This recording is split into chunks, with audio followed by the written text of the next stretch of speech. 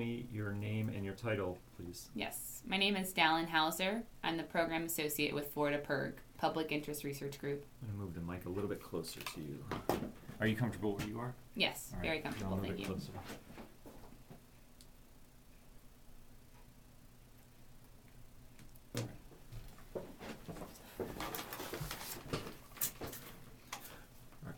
Well, let's begin then by just telling us, what is this case, McCutcheon versus FEC? What is the case? So, today the Supreme Court is hearing the case McCutcheon versus the Federal Election Commission. And this case is basically deciding whether or not they're going to lift aggregate limits, so caps, on individual contributions to electoral candidates during presidential elections. So right now, the cap is set at $123,200. They want to lift the cap so that, for instance, people could donate $3 million to a candidate. There would be no limit. There would be no cap. Who is opposing this? Who is McCutcheon, for example? McCutcheon is a Republican activist, and he is the one, he's not opposing it, he is the one who wants to get the cap lifted.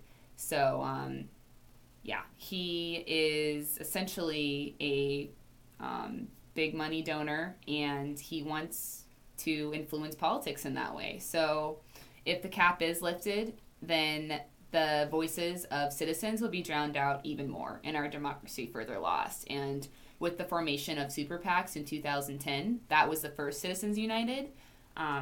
It allowed undisclosed spending from outside resources.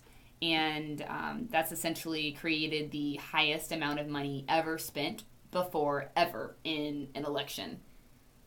So people might be familiar with Citizens United versus FEC and the Supreme Court decision. Yes. And you're saying that the McCutcheon is different because it's for individuals giving to individual candidates. It has nothing to do with super PACs. So this decision could kind of do what Citizens United did, but maybe for individual donations. Exactly. That's exactly right. And that's why, PIRG states that this is literally going to open the floodgates even further for more and more mega donors and more drowning out of everyday average citizen, American citizen, because it will allow for more wealthy donors to give money.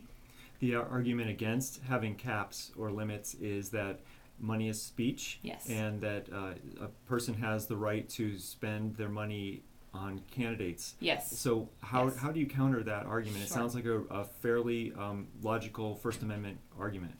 I totally agree with you. I think that is a very logical argument from our Constitution. But I would say that since, as we know from Occupy, that 1% of the nation holds the majority of the wealth and 99% are left behind, or considered middle class to poor, that the 1% are the ones that are in control. So I would say that it's no longer a matter of free speech when that is the case, when 1% of the population has all of the money and are the people that are going to be able to be mega donors and contributing directly to these candidates' campaigns. They are the ones who are influencing most greatly the campaign outcome. When there's an important Supreme Court decision that's coming up, and today the hearing, we won't hear the decision for months. Right. But when something like that happens, people like to handicap how are the individual justices or how will the court as a whole rule. What does it look like right now for McCutcheon versus FEC? I really can't speak to that. I'm sorry. Yeah. And if people want to get involved, what can they do? So, to get involved, you can call our senators, give Mark Rubio a call, and you can urge them along with members of Congress, to create a small donor empowerment program with a tax credit for small contributions to encourage more participation in matching funds for candidates that actively seek out funds from a broad swath of constituents. Such a measure as that would allow counteract big money in elections by amplifying the voice of the American public and take us one step closer to ensuring a government of, by, and for the people. Well, Dalyn, thanks very much. Thank you Appreciate so it. much for having me. All right, thanks. Yeah. I'm going to stop recording now.